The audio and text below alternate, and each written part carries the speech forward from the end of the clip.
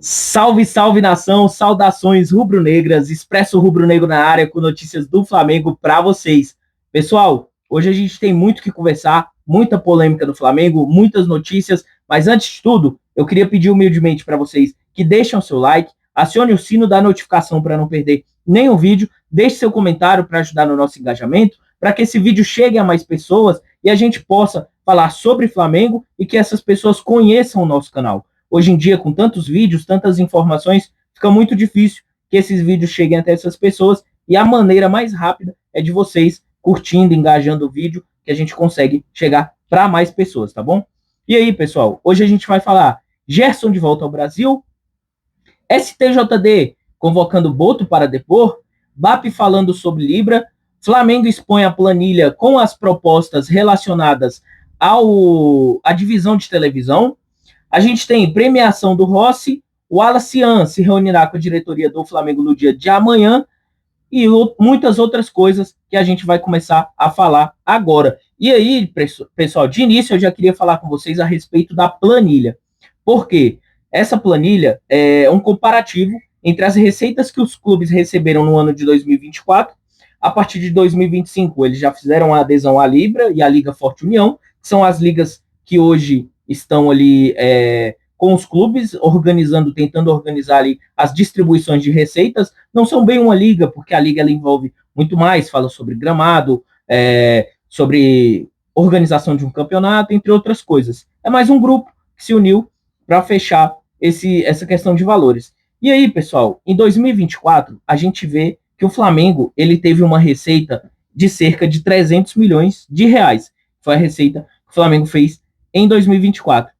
Com a proposta da Libra, que foi aprovada sem a concordância do Flamengo, ou seja, sem a tal unanimidade que se fala tanto no Estatuto da Libra, que precisaria ter para votar uma decisão desse cunho, o valor do Flamengo reduziu para 197 milhões, ou seja, uma perda de 103 milhões de reais.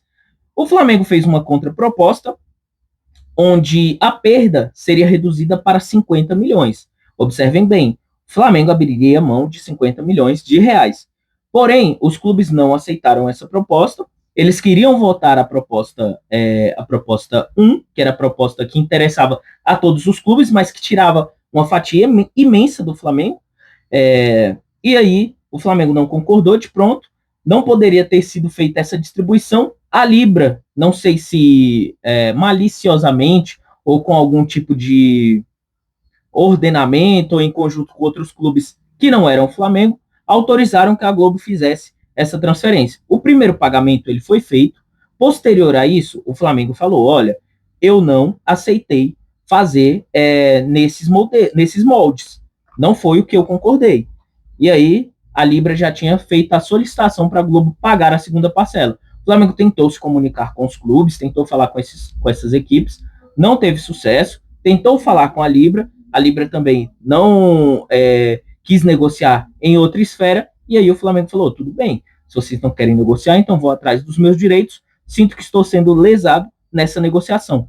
E aí, o Flamengo foi à justiça e tudo aconteceu no desenrolar, como a gente tem falado, né, que foi a liberação da liminar que bloqueou os 77 milhões de reais que seriam do repasse, para apurar se houveram irregularidades nessa aprovação. E aí o Flamengo a todo momento tem apresentado evidências que sim, que houve de fato esse não cumprimento, tá? E até hoje não foi provado. Então, os valores eles seguem bloqueados até que a Libra ou os times tenham alguma prova, alguma evidência concreta de que o Flamengo concordou e houve unanimidade nessa decisão, perdão. Porque, de fato, o próprio Estatuto da Libra prega isso, que tem que haver unanimidade. Aí a discordância o Flamengo diz que tem que haver unanimidade na decisão. Já a Libra alega que não, somente nas alterações das decisões. E aí entra nesse imbróglio que a gente tanto conhece. Bom, você vê que os clubes mais beneficiados com essa diminuição de valor do Flamengo são clubes como Atlético Mineiro, Bahia, Red Bull, Vitória, teriam ganhos expressivos com essa proposta da Libra, enquanto Grêmio, São Paulo e Flamengo teriam quedas, mas menores que a do Flamengo. A do Flamengo é a mais vertiginosa, porque a gente está falando de um valor extremamente alto, um valor extremamente significativo, que em 5 anos daria cerca de 500 milhões de reais, que é muita grana. E aí, ó, só para vocês terem ideia, eu peguei aqui e separei a planilha. O Atlético, em 2024, ele ganhava 96 milhões, e aí ele subiu com essa proposta da Libra para 123 milhões. Com a proposta do Flamengo, o Galo ainda ganharia mais, iria para 122, e aí eles não aceitaram essa proposta do Flamengo. O Bahia também, o Bahia antes ganhava 94 milhões, subiu para 130. O Flamengo, nessa proposta deles, ganhava 300 milhões, desceu para 197. O Grêmio, de 137, foi para 109. O Palmeiras, de 187, foi para 180, ou seja, não procede o que a Leila falou, que abriu mão de valores altos, que abriu mão de muita coisa, não foi. E aí o Red Bull foi de 80 para 95, o São Paulo foi de 163 para 160, ou seja, uma perda de 3 milhões. O Santos foi para 135 milhões, não havia registro em 2024, porque o Santos, àquela altura, estava na Série B do campeonato. Na proposta do Flamengo, de 135, o Santos iria para 107. E o Vitória, de 85, foi para 116. Ou seja, os clubes maiores, eles não entraram num consenso de dizer assim, ó, tira uma fatia minha, um exemplo, o Palmeiras, né? Falasse, tira 20 meu, o Flamengo, pode tirar 30 meu, o Atlético Mineiro tira 30 mil também. Não houve isso. O que houve foi eles tentando tirar 103 milhões do Flamengo e fazer essa distribuição para os outros clubes. E isso é um absurdo, é um completo absurdo. Isso não existe. Tentaram, de forma descarada, tirar todo o recurso do Flamengo e aproximar esses times do Flamengo. Ou seja, a distância dos clubes para o Flamengo em questão de faturamento ficou pouca. E aí não adianta dizer que Palmeiras, Atlético, Bahia, Grêmio, que eles chegam perto da audiência do Flamengo. Não chegam perto. O Flamengo é o líder de público disparado, de venda de pay-per-view, é o time que sempre engaja bastante, redes sociais do Flamengo é mais bombada, a gente está entre os maiores do mundo, então tem uma diferença que é muito grande e ela não pode ser ignorada, tá bom? E aí a gente viu o BAP dando uma declaração muito forte, onde ele falou o seguinte, se para ter uma liga no Brasil, o Flamengo vai ter que pagar para os outros e virar uma SAF, então não vai ter liga no Brasil. Para você fazer o bolo crescer, precisa-se ter ingredientes. Ou seja, o bolo não cresceu. Ele afirma que o Flamengo não vai aceitar ser penalizado sozinho, enquanto o bolo coletivo dá as costas e não cresce na prática. É aquilo que eu falei para vocês. Eles querem que o Flamengo abra mão das receitas, mas não querem fazer uma distribuição de forma igual. Querem que o Flamengo ceda tudo. Isso não existe. Não existe. Esses dados apresentados da proposta da Libra, igual eu falei para vocês, o Flamengo perderia 103 mil e na contraproposta do Flamengo a perda seria só de 50 milhões. Isso tem gerado muito debate, porque estão chamando o Flamengo de egoísta, mas o Flamengo já está abrindo mão de bom grado de 50 milhões do que ele recebia no ano passado. O que esses clubes têm que entender é que tem que sim ter uma diferença do Flamengo para eles, sendo que o Flamengo entrega mais. O que o Flamengo traz em atratividade, em audiência, para o ganho da emissora que estiver transmitindo é muito grande, é muito maior do que esses times.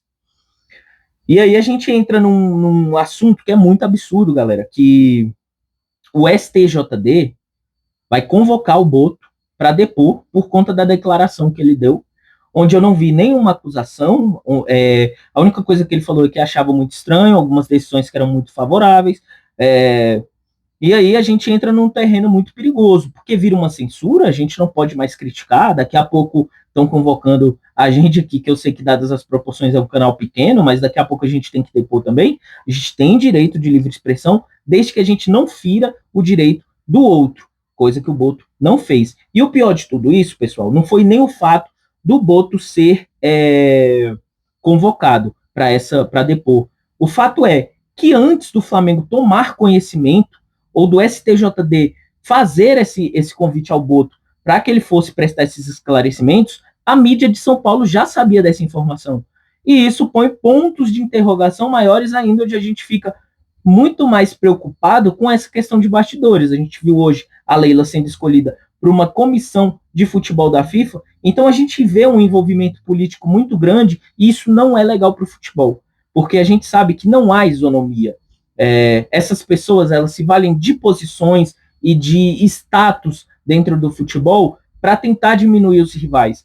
E a narrativa que essa mídia suja, ela tenta passar é que o Flamengo está fazendo esse papel de vilão, querendo tirar dos outros clubes, o que não é verdade. Os outros clubes querem compor a renda deles com os valores do Flamengo. Essa é a diferença.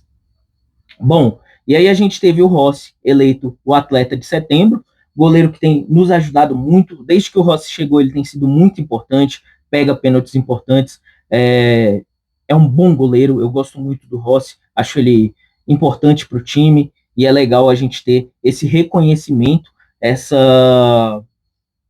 esse prêmio que ele é muito merecido para um atleta que nesses últimos meses ele tem entregue muito do potencial dele e ajudado muito a gente, tá?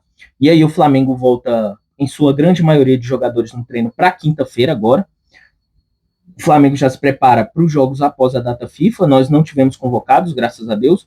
E aí o Wallace Yan, ele se apresenta amanhã também, ele terá uma reunião com a comissão técnica, muito provavelmente vai tomar aquele sabão, aquele sapo, merecido, porque tem deixado a desejar, pede espaço, pede para entrar, critica nas redes sociais, quando tem a oportunidade, deixa o time completamente na mão, como ele deixou. É um atleta valioso, é da nossa base, mas precisa de um empurrão, precisa ser moldado para que se forje o caráter e que ele construa uma aura ou um espírito de guerreiro, de homem, e que ele seja responsável dentro de campo para não causar prejuízo para o time, igual ele causou nessa última vez.